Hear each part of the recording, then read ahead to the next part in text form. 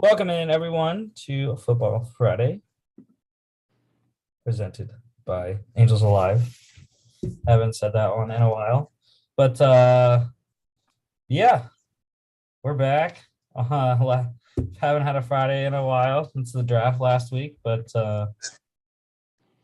it is the possibly last Friday show for maybe 2 weeks. It might be another 2 weeks before we have a Friday show, depending on how the internship is next week. So nice.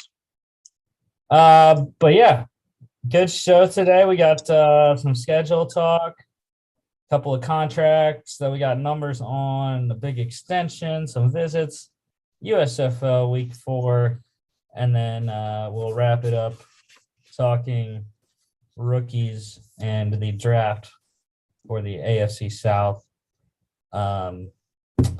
Starting back up with our 8th round series. So I think I have this up here. It's kind of weird. We didn't have lines for the USFL games. They only had the totals. They don't have the spreads out for some reason. There's a game tonight. But anyways, starting some news. I didn't put the Jordan Addison news on here. Officially enter the portal, but that's whatever. The NFL schedule release show will be on next Thursday, this upcoming Thursday, May 12th, 8 p.m. NFL Network. Hyped for that. Mm-hmm. I will be in my hotel in Dunn, North Carolina, watching it, hopefully. But yeah, they will release the entire schedule on Thursday. But we did get the international games announced this past week. So there's 5 of them this year. 3 in London, 1 in Germany, and 1 in Mexico City. First one ever in Germany for the NFL. Mm-hmm. But the games are starting October 2nd. The Vikings at the Saints in London. And then we have the next week, October 9th. That is the Giants at the Packers. So you have to get up early in the fall to watch the Packers. Yep. To watch them annihilate Daniel Jones in Wembley. And then the next one, skip a couple weeks to October 30th. Broncos at the Jags. That is the last game in London. And then November 13th, we have the Seahawks at the Bucks. That is the game in Munich, Germany. And then the last one, November 21st, 49ers at the Cardinals, NFC West matchup in Mexico City, Mexico. Mm. So yeah. Yeah. At least there's 2 decent matchups. Yeah. Vikes and Saints should be pretty competitive, I think. And you said Cardinals San Fran, right? The Mexico City game. That should be pretty good. Hey, I wouldn't sleep on Broncos Jags. The Jags are, home favorites there. Yeah, that's true. It's a home game. Trevor Lawrence might give Russ something. I'll believe it when I see it. We got some numbers on some of the contracts the deals we announced last show. So the Texans signing Seahawks defensive end Rasheed Green. His deal is 1 year, $3.25 million. So pretty decent deal for him at this point. And then I couldn't say the same for 49ers corner Jason Varette, who re-signed with San Fran. 1 year, and he got the team got the veteran salary benefit for his contract, so he has a $895,000 cap charge. Wow, that's good for Sanford. Yeah. I had one release today. Disappointed Chris isn't here. I'd like to get his thoughts on it. Not that he really probably has any thoughts on it. But Jets released offensive lineman Greg Van Rotten. $3.5 million cap savings there for New York.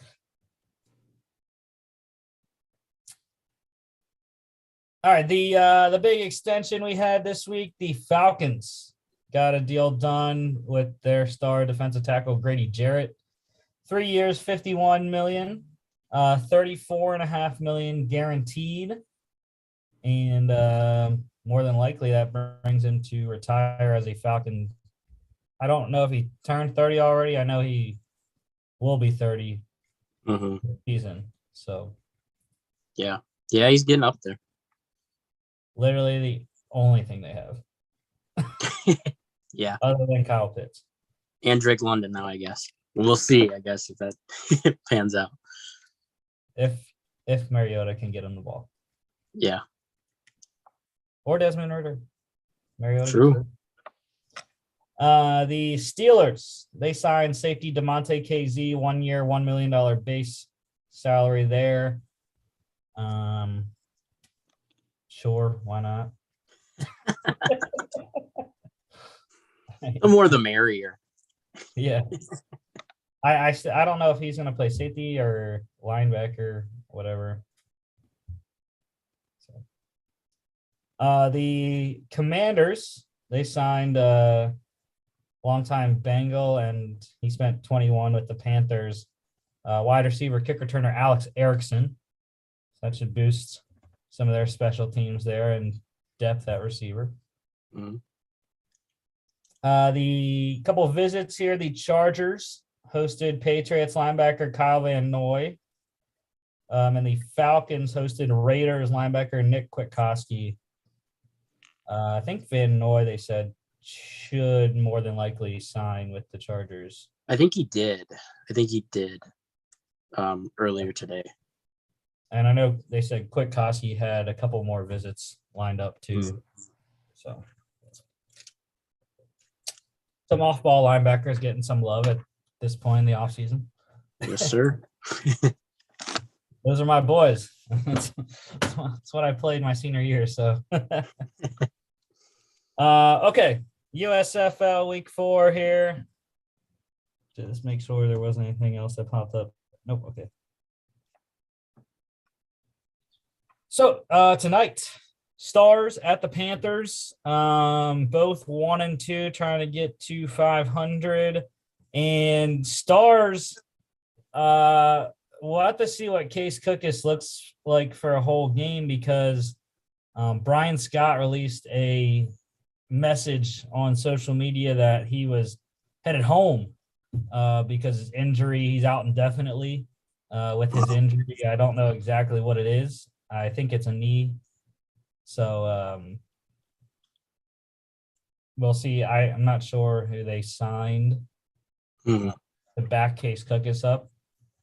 I'll probably look at that, find that somewhere. But yeah, that for that reason, I'm most definitely taking the Panthers. I mean, the offense still is concerning for me for Michigan, but their defense, like I said in a past show, is the best one in the USFL. They've allowed 11, 10, and 0 points in 3 games. Yeah. Yeah, well, and it sounds like they're going to be able to put Case Cookus in the blender then. Yeah. Yeah, I think it'll be a low-scoring game. I think we'll get 36.5 is not a lot, but I think we'll keep it under 36.5. Like I said, I don't know why they haven't put lines out yet, spreads, unless they have now. Nope. I can understand why they wouldn't put out a spread for this game with not knowing Case Cook is. I mean, he has to be the starter, but I don't know. There's not spreads for any of the 4 games this weekend on Fox Sports, anyways.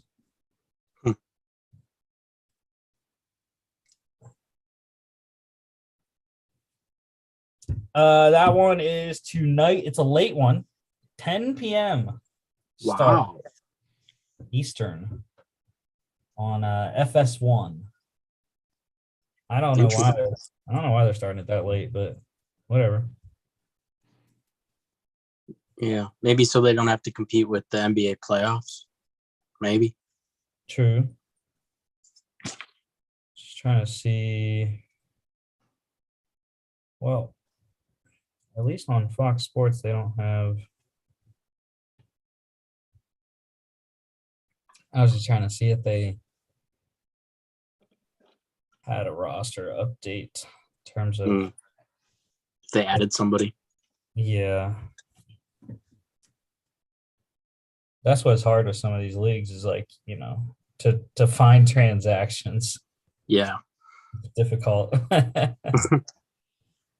Yeah, they don't show another quarterback on the roster right now. Anyways, I'm sure they have someone. But yeah, 10 p.m. FS1 tonight for that game. I will be working, so I will not be able to watch that. Also won't be able to watch this one tomorrow because it's on Peacock. Generals at the Maulers. Over under 35.5. Jersey. I mean, I'm going with the best run game in the league. Over 200 rushing yards per game on offense for the Generals. Or no, they're exactly at 200. 3 weeks. And they only allow 59 rushing yards per game. I mean, and that's what we know. That's what Coach Wilson wants to do with Pittsburgh and Garrett Groshek and Madre London. Yep. I doubt they will be able to do that. Yeah. Pittsburgh also. Oh, go ahead. I mean, when you can establish the run and then stop the run, I mean, you're at such an advantage as a football team, especially in like kind of like a league like this. I mean, where the quarterback play isn't as good, I guess. Yeah, and I mean that's where Jersey really shines too, because they have the best dual threat quarterback in the league with DeAndre Johnson. Mm-hmm. Yeah, I'm kind of upset that it's on Peacock because I would have liked to tune in. I haven't gotten to watch any of these games yet with our law school schedule and all that, but I was hoping to tune in for the Generals one just to get my eyes on him, but have to wait another week. That's all right.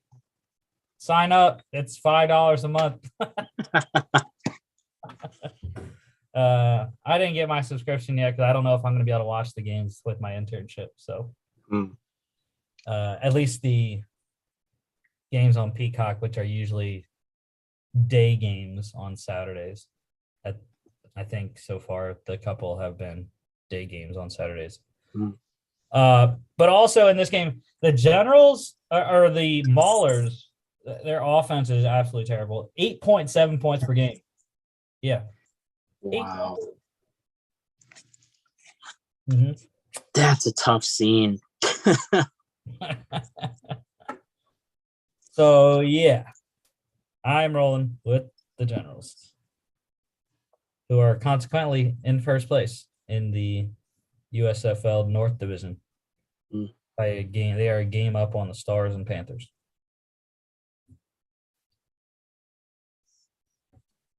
The second game tomorrow, the Bandits at the Stallions. Big matchup. This will probably be the best matchup of the weekend. The last 2 games, I think, are going to be really good. But yeah, hometown team still undefeated. You know there's going to be a good crowd.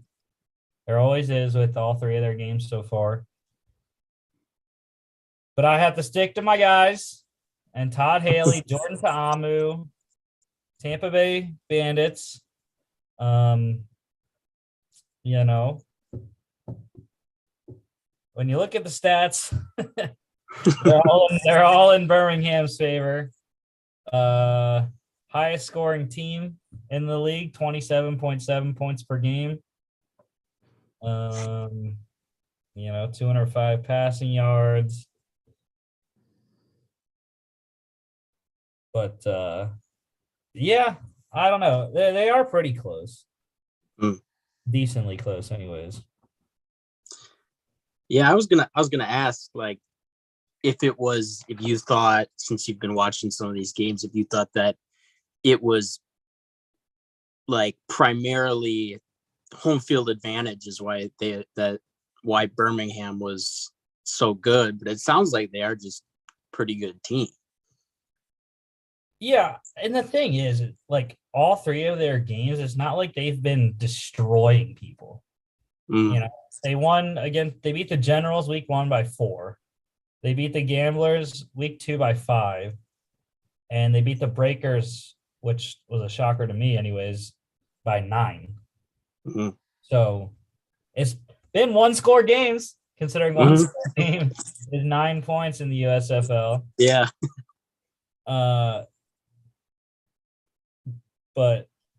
And they have a good quarterback. Talking about DeAndre Johnson for the Generals, they have a good quarterback themselves with Jamar Smith.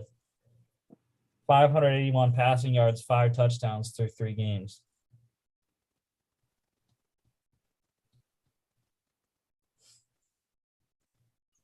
And also they have a pretty good defense. But I got to stick to my guys. Even though Tampa is only scoring 15.7 points per game, that really is only because of their week 2 matchup when they only scored 3. But last week they beat a pretty good team, I think, in the Houston Gamblers in a comeback effort, 27-26. So I don't know. I think it'll be good. I got to stick with Tampa. We'll see. I like it, man. I like it. How much? We'll see how long the Stallions can keep it going and keep the home field advantage. Yeah. Got to stick to your guns.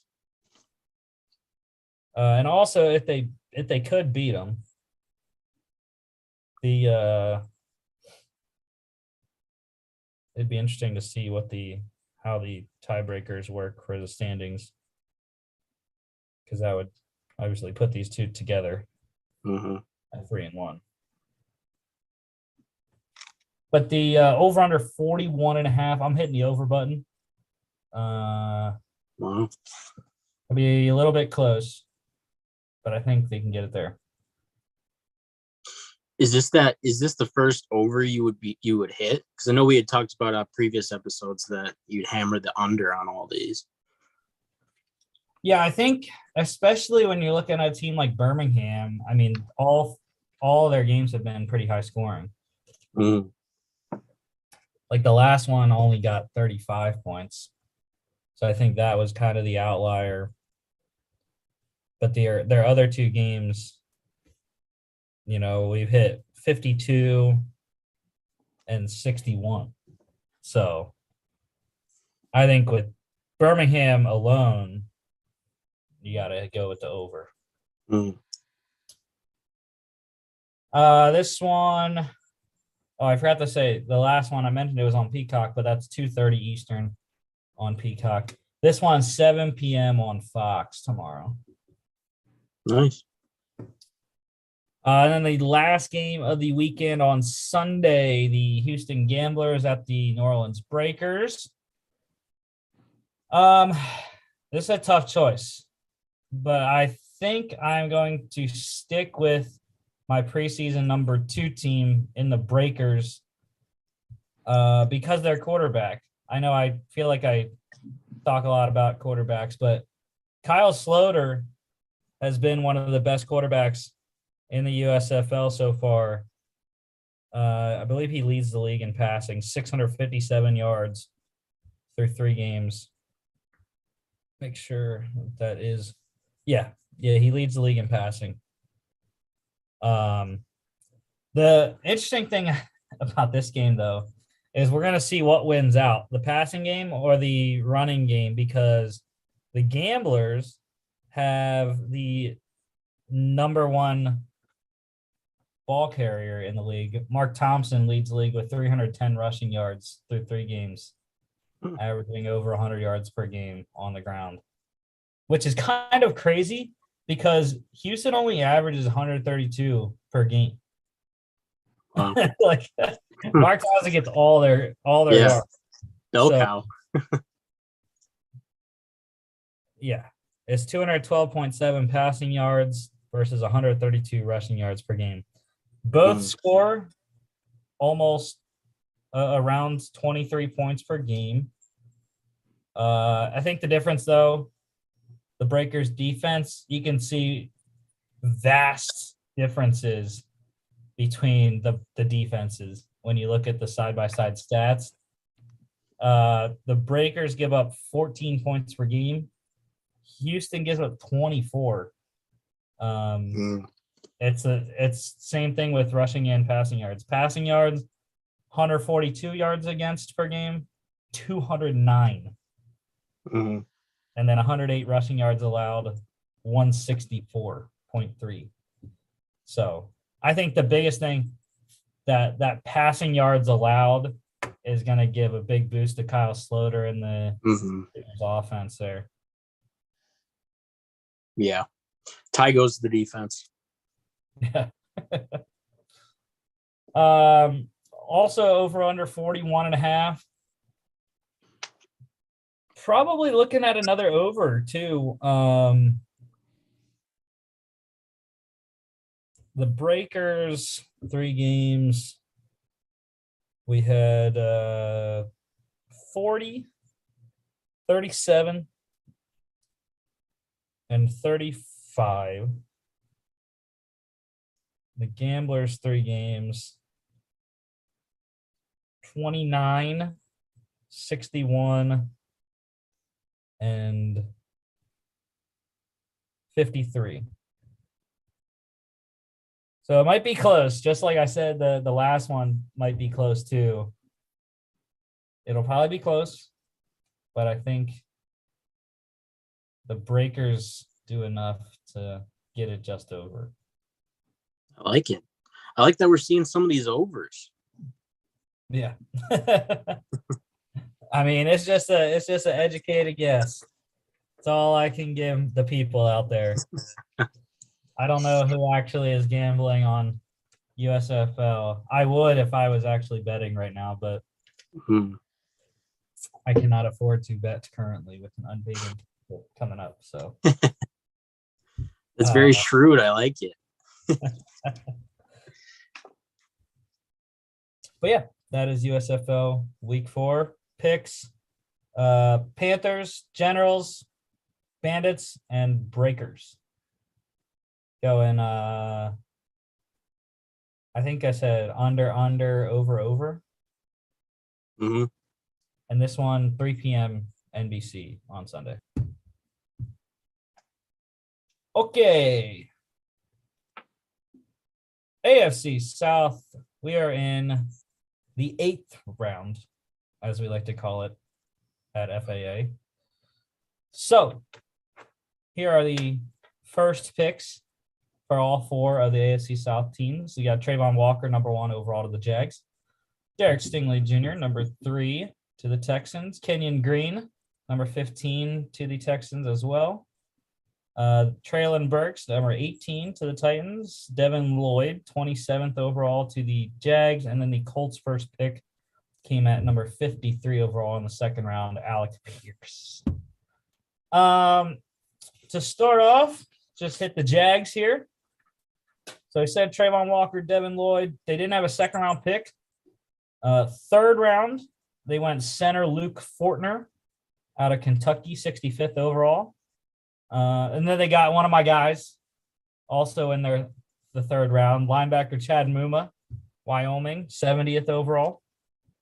They didn't have a fourth round pick, but in the fifth round, took running back Snoop Connor, Ole Miss, number 154. Sixth round, corner Gregory Jr. That is Wachita, I think it's pronounced. Baptist, number 197. And then seventh round, corner Monteric Brown, Arkansas, 222 overall. So your thoughts on the Jags draft? And I graded some of the picks, at least the ones that I felt I could speak to based on my understanding of kind of the consensus board and stuff. And I came away with just not being that thrilled by it. I love Trayvon Walker. I think we've talked about his athleticism. He's literally a one-of-one athlete. But when you are selecting with the number one overall pick, you also have to factor in mitigating risk. And Aiden Hutchinson, for me, he's a clean evaluation. He progressed every year at Michigan, and he is still a freak athlete too. His 3-cone time, which is a really good indicator for like getting around the edge, all that stuff, is like historic. Like it's in like the 99th percentile. So to me, Aiden Hutchinson would have been a layup. I still like Trayvon Walker, but it is a risk. You have to bet on that you're going to be able to develop this guy to a new position. And I think he can because of that athletic profile. But again, it's going to take some more work. Devin Lloyd, I love as a player. But him and Muma, I just don't know processes from a team building standpoint because they just went out and paid Foye Oluokun. They just paid him to a top 5 inside linebacker deal. Yep. And I think the reason why linebackers get devalued, I guess, is because, you're at most in today's NFL, you're really playing with 2 on the field, right? It's mostly, and then sometimes when you're in dime, you're only playing with 1. So I like Chad Muma, right? He's your boy. He's a good player. And at 70, this is where we talked about it all throughout the pre-draft process. That's where the value at linebacker was. You had a bunch of dudes fall into that place, including Nakobe Dean, which nobody saw coming. But I just don't know how Muma's going to see the field, Right. It's just interesting team building. I don't know. Yeah, so I liked their first 4 picks. They got 3 starters right off the bat, with Trayvon Walker being the bookend to Josh Allen, Devin Lloyd sliding in beside, like you said, Foye Oluokun. And then Luke Fortner slides right in for why am I blanking on his name? Guy that retired. Brandon Linder, yes. Retired. So he slides right into center. I don't know if they'll just give him that spot. He might have to fight against Tyler Shatley for that spot, but I would expect him to start maybe. But yeah. Muma, I think for one, he's going to be the third guy at linebacker. And then I think he's going to be a great special teams player, especially this first year for them. Because they also signed Shaq Quarterman as well. So they have four linebackers there. And especially in the 3-4, like you were saying, it kind of doesn't make sense when you only have 2 off-ball linebackers on the field. But Right. we'll see. We'll see how he does. I was just surprised they didn't draft the wide receiver. Mm-hmm. You know, they signed Christian Kirk. They still have Marvin Jones. Or did they just sign him? Was he in Detroit last year still? No, I think he's on a 2-year deal. Oh yeah, okay. I couldn't remember. And then, you know, they have Zay Jones, Chenault returns, Treadwell returns, Agnew returns. But I just don't think there's that oomph factor at the wide receiver. No, yeah, it's a lot of mid. Yeah. So I mean, like you were saying, you know, as much as I love Chad Muma, maybe they would have used that 70th pick on a receiver at that point when we still had guys that were good there. Yeah. Yep. Because, you know, we saw the Giants take Wan'Dale Robinson over a bunch of other guys. I mean, that was in the second round. Right. But yeah, there was still plenty of value at 70 at the wide receiver position that I think the Jags could have jumped on instead of taking a second linebacker. Yeah.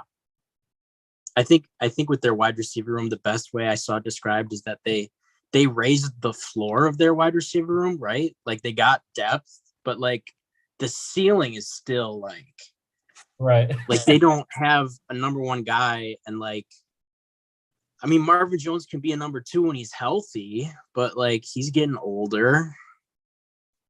I don't know. Like, I think it would have been more valuable to take like Jalen Tolbert at 70 instead of an off-ball linebacker who might not see the field for you only on special teams. So, yeah, just looking at guys that were there that went after 70. He got the Bears took Velus Jones right after them at 71. Oh yeah, like you said, Tolbert was there at 88 to the Cowboys. There weren't many receivers. David Bell was still there somehow. Danny Gray, I'm not that. Yeah. But at least those 3, Jones, Tolbert, and Bell, I think would have gave them something at least. I was also questioning the Snoop Connor selection. Again, it's another guy that I really like. Yep. But they have Robinson still. Etienne's coming back from his Liz Frank injury. And they still have Raquel Armstead, too. Yep. So I don't know how Snoop's going to see the field. But. Right. It's the same deal. And the thing is like, I mean, when you get into the later rounds, right, you're basically just drafting like, okay, who's at the top of your board? But like, I mean, at one, he was taking 154, right? Snoop Connor. You could still get like a impactful special teamer there and like wait until the 200s to get a depth running back. You know what I mean? And I think I don't know. They waited to go corner, but there was a guy that went a couple picks after Snoop Connor, a guy that the Bucs got, Zion McCollum. Yeah. That I think would have been very good. Yeah. He's an athletic freak. Even another wide receiver there. There's Kyle Phillips to the Titans, which we'll talk about at 163. Yeah. Or even instead of taking a guy like Snoop, you know, the Vikings took Ty Chandler at 169. I think that would have given them something more of a backup back. I feel like Snoop Connor is a guy that isn't going to be good as a backup because he's not a pass catcher. He's a banger. So, yeah. I didn't write it down, but you said you graded. Do you have a letter grade Or Yeah, I gave it a C- just because I didn't like the value, and part of the draft is the value. You have to put it into your big board. right. So I mean, I did like the defense first strategy because like I felt like this was a very defensive oriented class. There are a lot of really good defenders in this class. And there are a lot of really good linebackers that I liked. I like all the linebackers they got. It's just like we talked about, it's not that valuable, especially when you went out in free agency and you already paid a guy. So Cut him. Trade him. Yeah. Cool. Okay, last thing on the Jags here in terms of fantasy. So obviously we only have one offensive skill position player to talk about in Snoop Connor. These rankings that I have were from Mike Clay on ESPN, his Dynasty rankings. So Snoop isn't ranked in the, I think he had top 250, I think. Something like that. He ranked the overall top 250 of his Dynasty rankings. And then he ranked the top 65 rookies as well.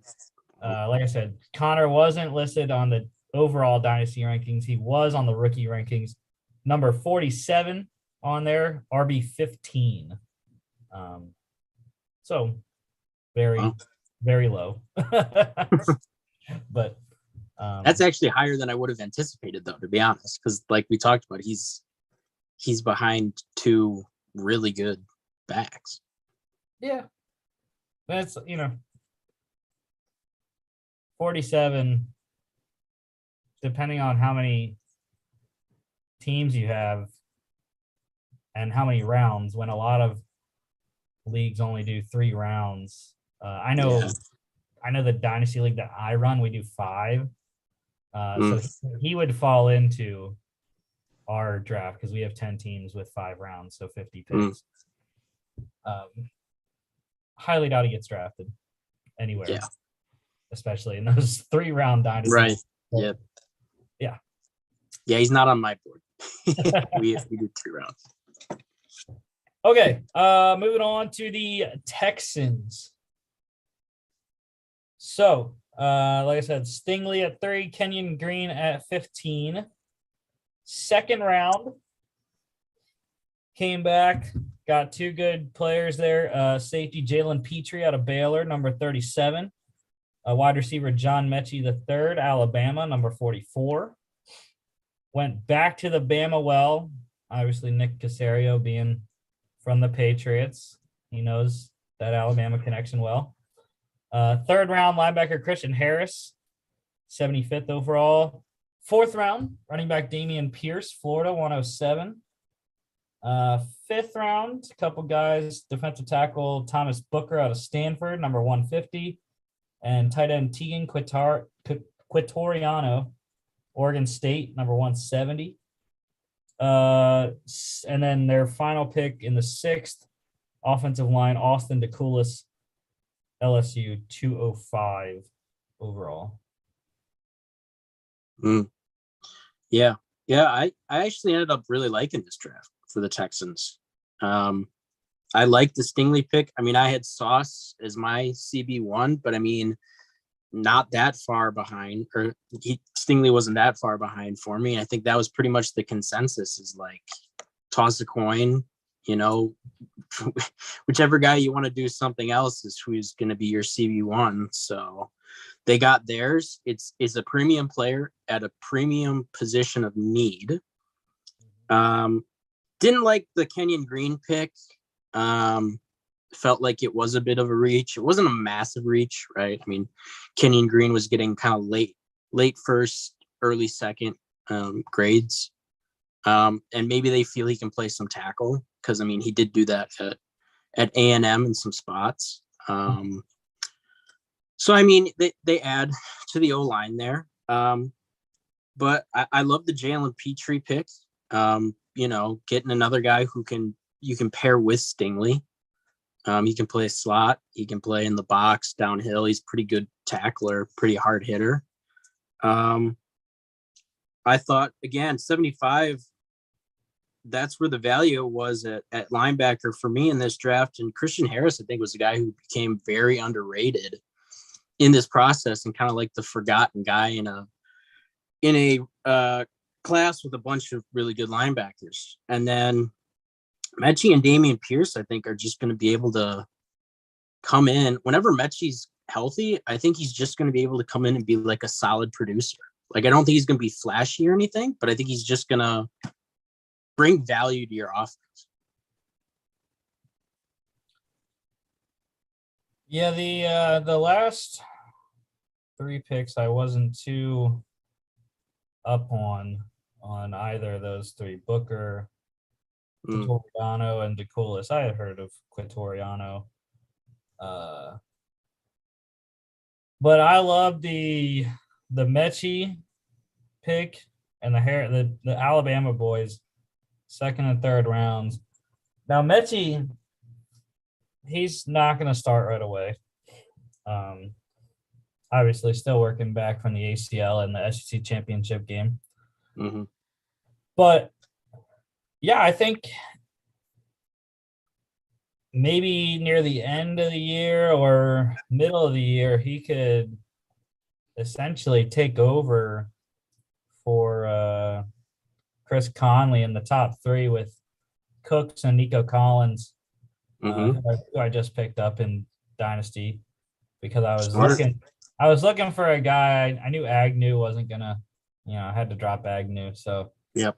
I was looking for someone that was out there at this point that I could take, and Collins was available, luckily. Mm-hmm. But yeah, helping out Davis Mills. It's interesting. They have Marlon Mack as the leading running back right now, but it's a solid situation for Damian Pierce. I mean, he has great opportunity with not an established running back, RB1 on the offense, unless you want to call Sexy Rexy an established RB1. Yeah, it's a great, and I love Damian Pierce. I love his game. He's a physical dude. That clip of him where he his helmet pops off, right, and he keeps going is just nuts. So I mean, I like him as a fantasy option long term. First year maybe he splits time with Mac, but I don't know. I think this could be another like mid-round guy who becomes like a fantasy gem. Yeah, I'm looking at him when my Dynasty rookie draft comes up here in June. Because we try to do it a month after the draft happens. But yeah, in terms of Mike Clay's rankings here, before we do that, actually, I think before we did that for the Jags, we got your grade on the Texans. Yeah, I had A-. Give it an A-.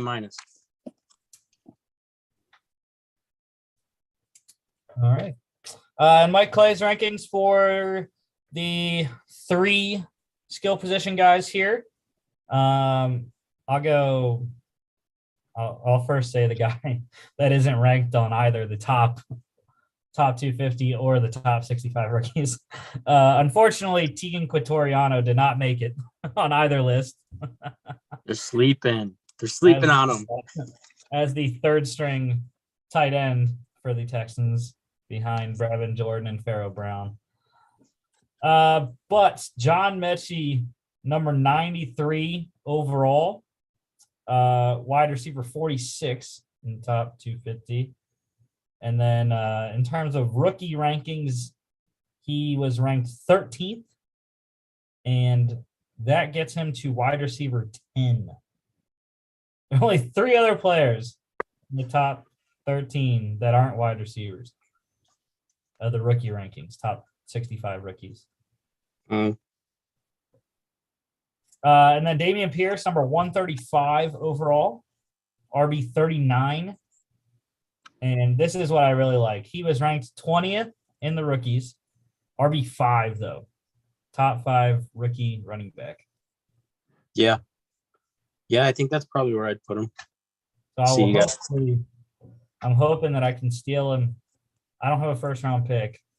So I'm hoping I can get him with one of my second round picks, or if he slips to the third somehow. That's a 10-man league, you said? Yeah. I think you got a good chance to get him in the second.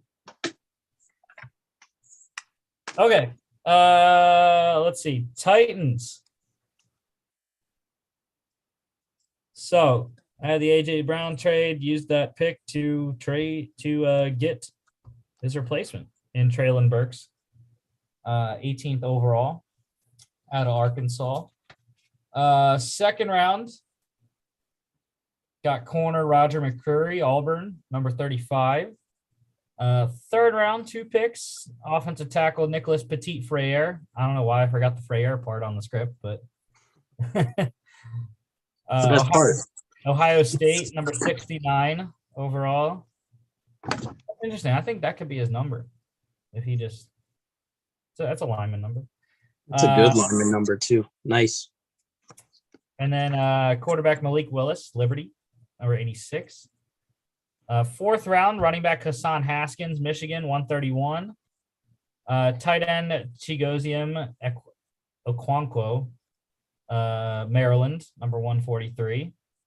Fifth, wide receiver Kyle Phillips. There's only supposed to be one L there, apparently. I did not know that. Wow. UCLA, number 163. Sixth corner, Theo Jackson, Tennessee, 204. And then linebacker Chance Campbell, Ole Miss, number 219. Yeah, the Titans are interesting because I really liked their draft, but it's like it's like stained with an undercurrent of like remorse, because it's they lost AJ Brown, and it feels like that a lot of their identity left with them, even though I think Traylon Burks can comp as a similar player, and I think they got as much value as they could back in that, right? They got 18 at 86, which they ended up using on Burks and Willis respectively, I believe. But yeah, it's just, and even in the body language of like Mike Vrabel, like when you saw him in the war room, like he looked just like dejected when they lost AJ Brown. And I mean, it just feels like something they had to have prepared for. I mean, the reports came out that they offered him a $16 million per year contract. Like that's borderline disrespectful for like in the market that we had this offseason and for how good of a caliber player he is.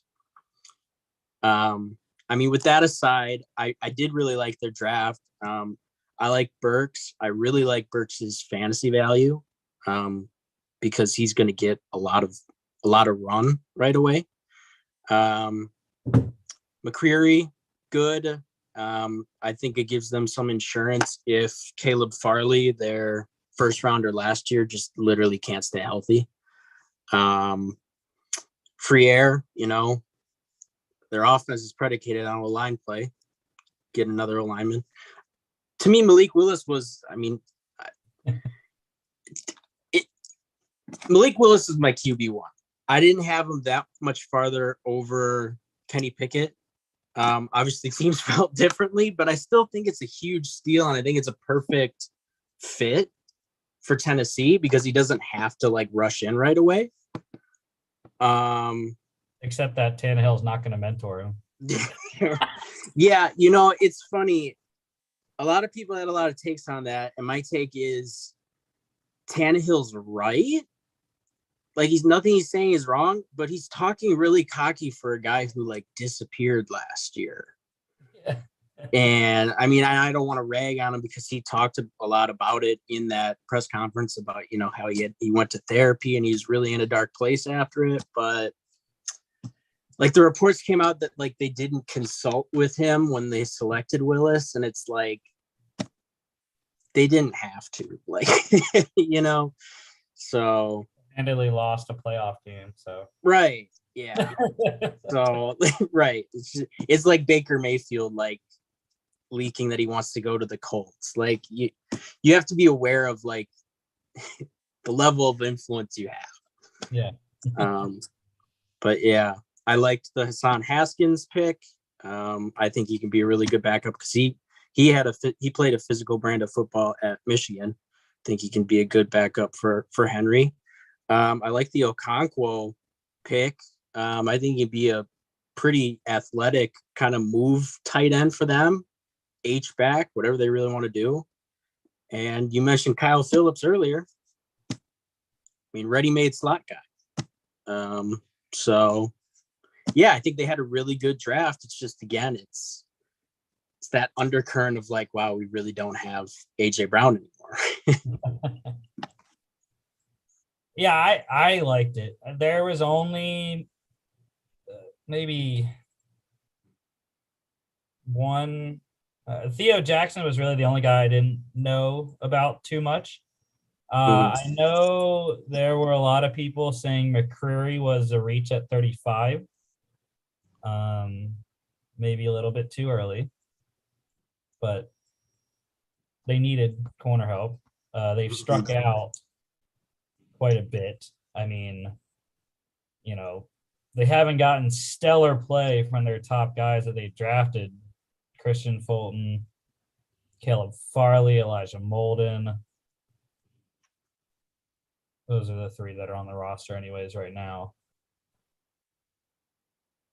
But yeah, I liked, like you said, the fourth round guys, Haskins and Okonkwo.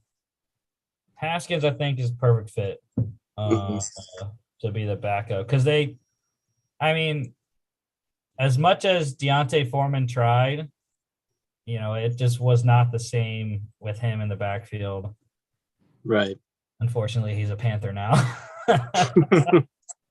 But yeah, I think Haskins is gonna do well as the backup to Henry there. And Okonkwo is probably he's a diamond in the rough, I think. He's listed as the third string. They signed Hooper. They still have Jeff Swaim. I think Okonkwo could take over Swaim's spot at least as the backup to Hooper. Really liked him at Maryland. Not the biggest in terms of tight ends, 6'2", 244. So that's a little bit more closer to wide receiver. But yeah, I like those two really. And the Malik Willis thing, I think it's a good spot. Tannehill's got I think two years left on his deal. Yep. So I think that's it. It's gonna be a perfect. They're gonna follow the Aaron Rodgers method and let Willis sit for 2 years and see how it goes. Yeah. And I think that was the best case scenario for Malik Willis. I think, you saw during the pre-draft process, he was getting some hype at, to the Panthers and stuff like that. Obviously it was overrated, I guess, at least in the eyes of the league. The media and the league were way off in terms of how they evaluated this QB class. But I think going to a place where he can just develop is the best thing for him.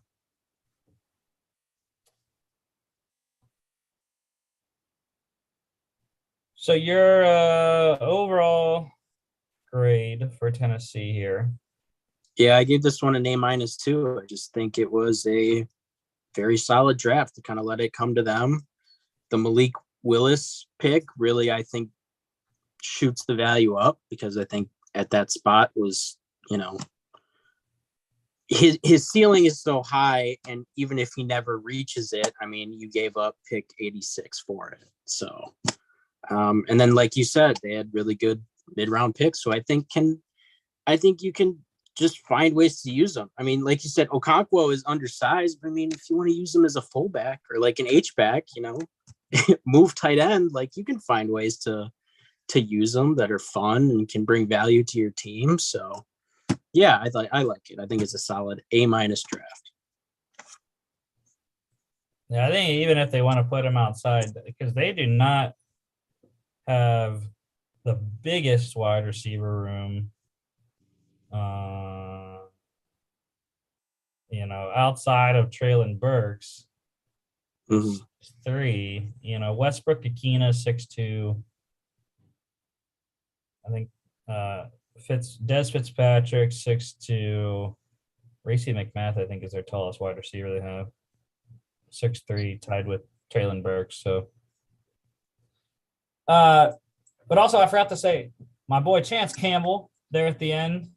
He was a guy I liked from week 1 of college football last year. Had an amazing game against Louisville week 1 last in the fall. Really liked him. Got him in the 6th. They have a pretty decent foursome there at linebacker: David Long, Zach Cunningham, Chance Campbell, and Monty Rice. So we got quite a bit here in terms of Dynasty Rankings, a bunch of skill position guys. So Traylon Burks, he was number 39 overall. Obviously, I mean, he's gonna start week 1. Mm-hmm. So gotta think that he is. I don't know who the number 1 overall rookie is going to be in Dynasty drafts. I don't have. Try to get his rankings back up here, but I think he's got to be close. Yeah, I've seen him getting some number 1 play. I would probably put him at 2, just because I do believe that Drake London is going to turn into a pretty good, productive wide receiver. So I would put them 1 and 2. Yeah, I mean, you could put Breece Hall at 1 too. I just think that his fantasy value might be a little limited because of Michael Carter's catching ability, out of the backfield. But yeah, I mean, Traylon Burks is going to he's going to get a bunch of targets right away. Okay, so it was top 240 overall, top 65 rookies. So yeah, he has Drake London number 1. Yeah, Traylon Burks, rookie. I forgot to say, wide receiver 20 on the overall rankings, and rookie number 4, and he is wide receiver 3, and London and Garrett Wilson. And Breece Hall is the other guy that's ahead of him overall rookie. Yeah. Malik Willis, he did make the top 240, number 230 overall. He is QB 32 on that top 240, so that's kind of interesting. But obviously, it's Dynasty ranking, so you're gonna put Willis. I think Corral is on there, Pickett, and Desmond Ridder, I think, would be on there as well. I don't know if Sam Howell made it. Baker Mayfield made it, though. Yeah, Corral, Ridder, Pickett.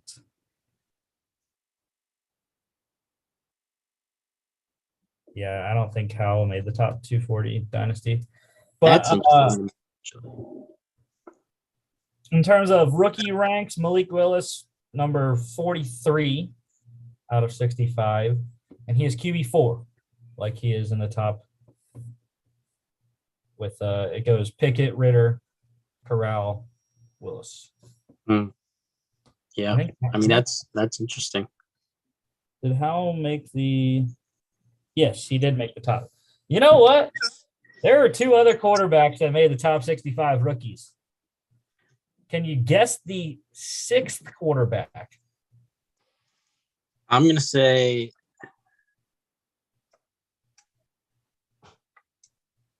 I think it's going to be 2. I think Carson Strong.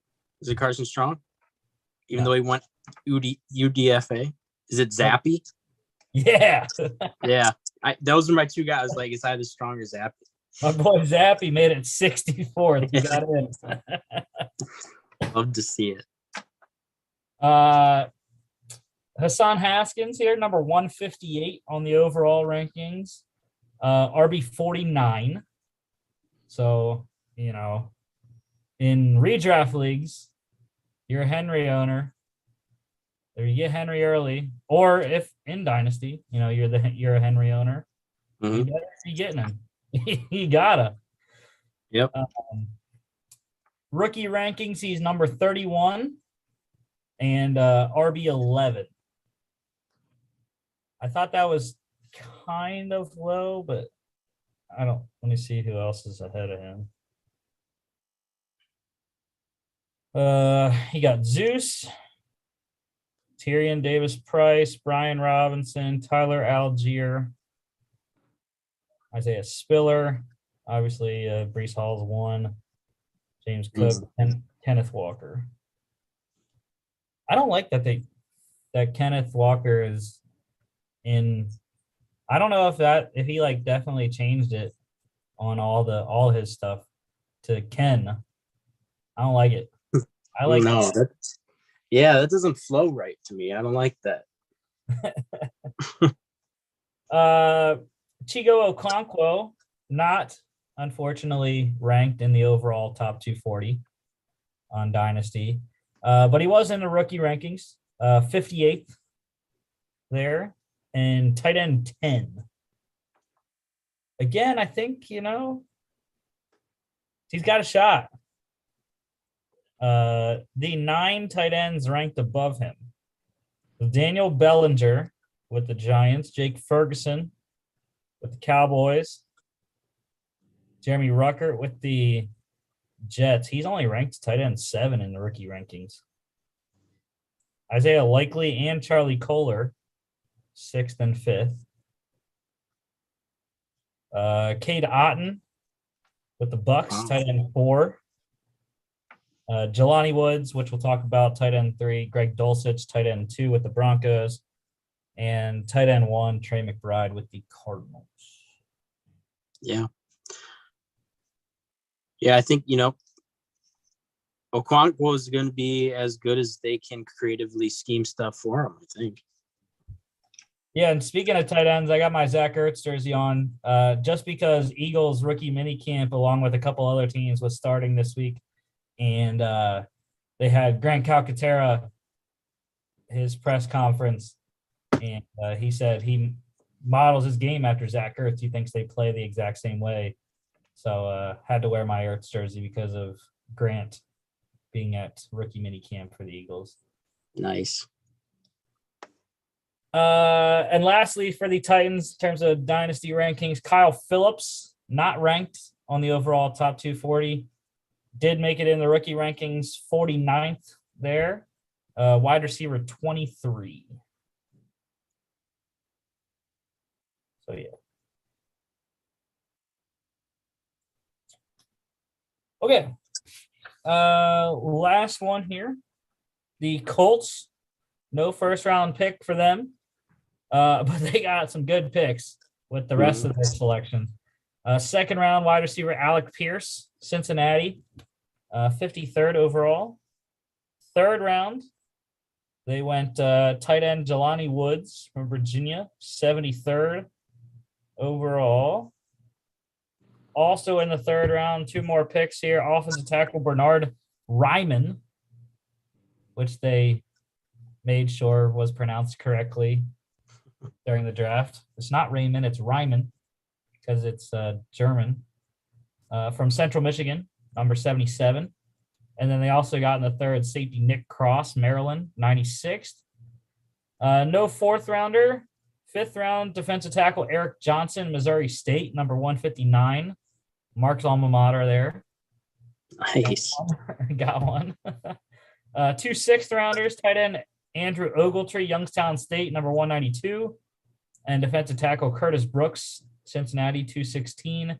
And then round 7, corner Rodney Thomas out of Yale, 239. The Bulldogs get one in. Wow.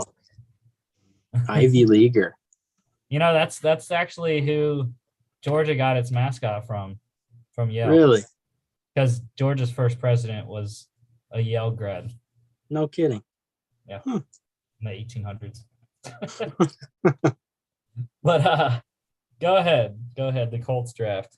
Yeah, I liked it. They needed pass catchers, they needed a tackle, and they did it. They got two really good pass catchers, high upside guys. And I mean, Ryman, he was getting first round hype. I know that PFF really liked him. They had him as high as I think 14 on their board. I wasn't as high on him, at least in that regard, because he is older and, he still needs to develop a little bit. But I mean, this was outstanding value for him. I mean, this is way lower on the board than what his consensus was at, which was probably around like 30, I think, like late first. Alec Pierce is a guy who I really liked during the pre-draft process. Fast. He's 6'3" and ran a 4.37. Good deep ball guy. He's got a pretty good release at the line of scrimmage. I think maybe he needs to work on like separating at the top of his routes a little bit more. But I mean, I think he's going to be able to play a role for them right away. Jelani Woods is another guy I absolutely fell in love with during the pre-draft process. And I mean, it's hard not to. He's 6'7", 250, and he moves exceptionally well. Maybe it was a little early at 73, but anytime you can get like a freak athlete like that, like you do it. Mm-hmm. And then Nick Cross at 96 was the last guy I had on here because I didn't feel like I could speak to the other picks, at least where they were at. But Nick Cross is a guy who is an other athletic freak, can help play a role in their secondary. So yeah, I mean, I think with their top 4 picks, they got 4 guys who can contribute right away. And that's kind of what they needed to do to really kick this roster into gear. Yeah, the last 4 I also did not know too much about. I was kind of shocked the double D tackles didn't really shock me because they did need depth there behind Buckner and Grover Stewart. Mm-hmm. But the double tight end was questionable in my mind because they re-signed Mo Alley Cox. Mm-hmm. They signed or they drafted actually last year Kylan Granson from SMU in the 4th round last year. So the Andrew Ogletree thing, I'm not sure what that was about. I would have rather them doubled on wide receivers because even with Alec Pierce, I'm not that high on the rest of their wide receiver depth. Yeah. Pittman, Pierce, and Campbell, which even Campbell at 3 is still, I mean, can he stay on the field? That's the biggest issue with him. But then, you got Ashton Dulene, Desmond Patton, Mike Strachan, Kiki QT, and a guy that I don't know, and DeMichael Harris. But let's see who was around there on 192 in terms of wideouts. Obviously not going to be top-end guys. A guy I don't know too much about, Michael Woods, Browns at 202, Oklahoma.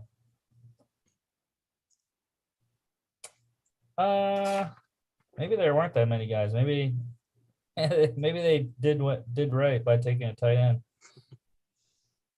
I mean, there's still a couple guys out there on the free agent market. In the 7th. I would have liked Bo Melton in the 7th. Yeah. A guy like Lenore Rhines, Derek Young, I think has some potential possibility. Yeah. There weren't really that many wide receivers taken after the 6th round. 3. Samori Toure to the Packers. Yes, sir. But yeah. So I guess that's fine. But I still don't think tight end, even if it wasn't receiver, some other position. It looks in terms of their depth chart just on ESPN, obviously that's not all the players, but it looks like they could have went back to the offensive line and gotten more depth there with an interior guy, because they literally have 0 on their depth chart. It shows nothing behind Quentin Nelson or Ryan Kelly. They have 2 backups for Danny Pinter at right guard.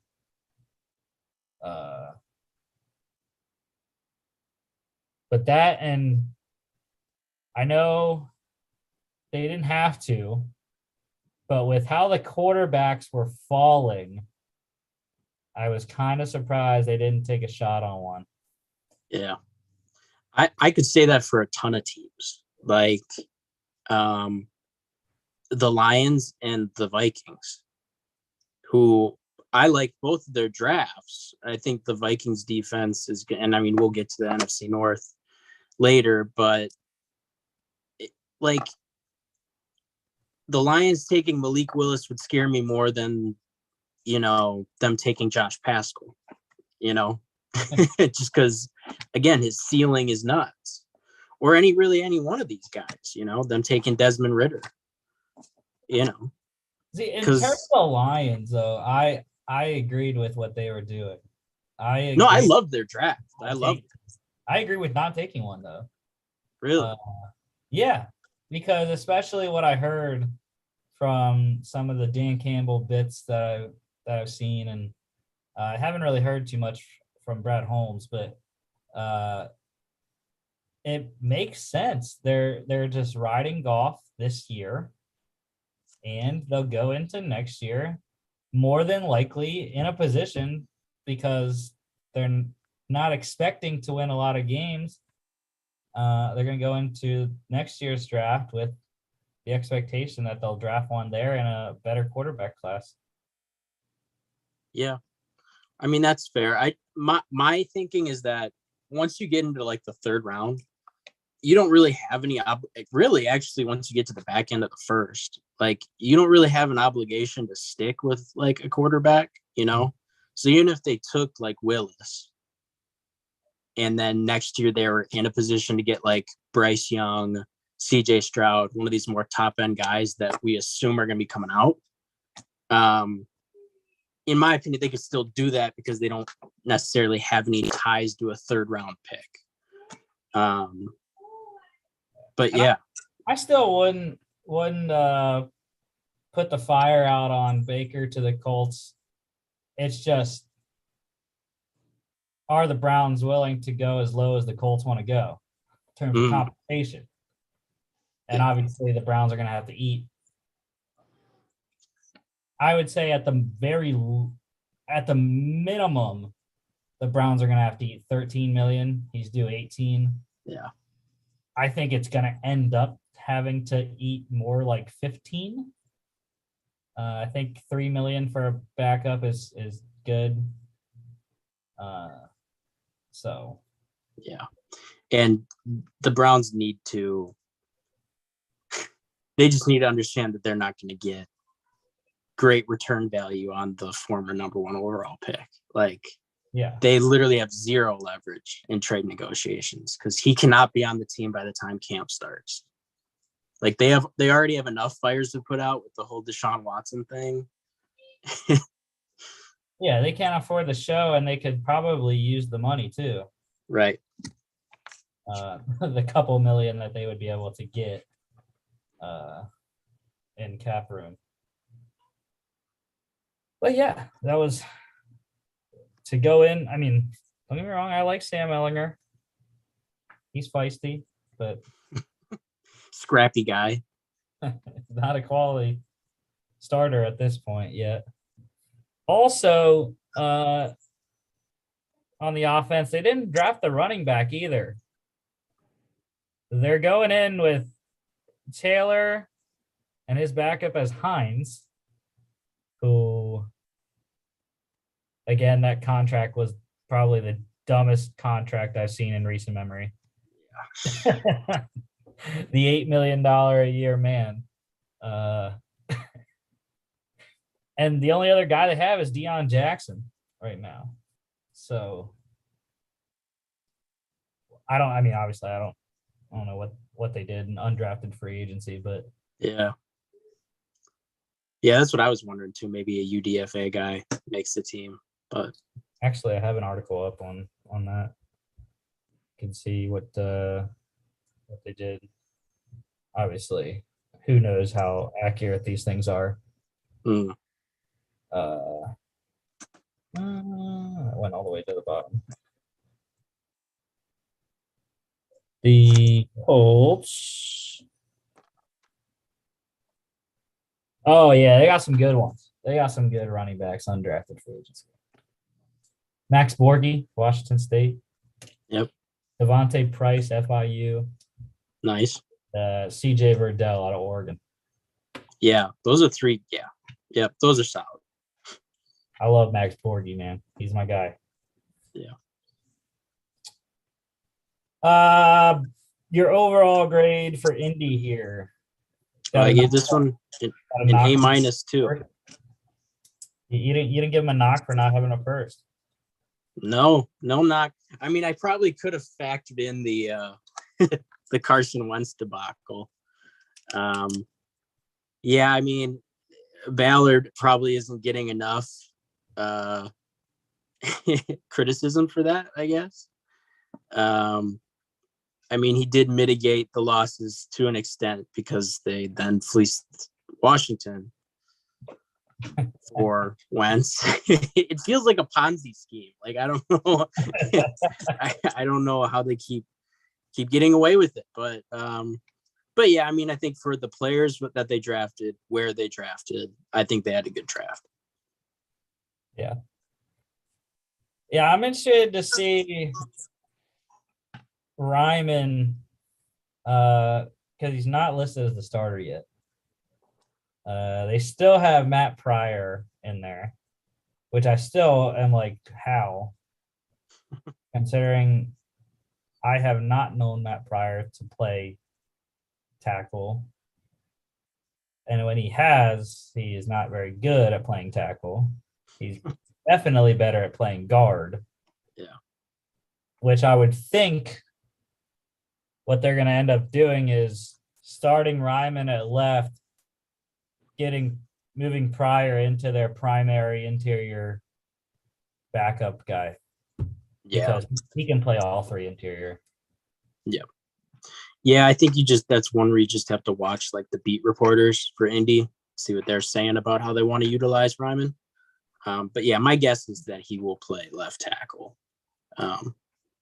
Unless they brought in somebody, like if they brought Eric Fisher back. Chris's guy. Chris's guy. Every show Chris gets in an Eric Fisher nugget. Well, I'm glad I could sub in for him on that. But yeah, they have good enough guys that could be the backup tackles. Sean Coleman and Jordan Murray. Not the best, but capable if they need them. Okay. Dynasty rankings here. Got two guys because Andrew Ogletree, I'm sorry to say, sir, you did not make either list. Tough scene. Mike Clay probably didn't even know who he was.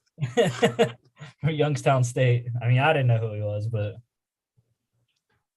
the Penguins of Youngstown State. Alec Pierce, though, number 97 overall on the rankings. And then that puts him at wide receiver 47. And then rookie rankings, he landed at 14th overall there. Wide receiver 11. Again, it's just crazy, Unfortunately for me, I have a lot of good wide receivers in my dynasty team. Yeah. I don't need rookie receivers. I need running backs. Yeah. Because I got some older guys. Like I got Zeke still. But I'm trying to trade. And I also need a long-term development quarterback on my roster. I'm trying to trade away Aaron Rodgers right now because I have Josh Allen and Dak Prescott. And I'm hoping I can get, Kenny Pickett or Desmond Ridder, Matt Corral, one of those guys. I'm in the same boat. My entire RB room was predicated on Javonte Williams' season this year, and Denver Broncos felt like they wanted to take that away from me. So, but yeah, I have 3 firsts because I traded my team was garbage. So I just traded out my RB room. I was like, Javonte Williams season, but the value's at wide receiver this year. That's where it's at. Kenneth Walker is as good as he is. He's there's still Chris Carson and Rashad Penny in that backfield. Right. Breece Hall. I mean, he's going to be your primary back, but they still got Michael Carter, who had a really good rookie season. He's going to be the He's on my team. Yep. Yeah.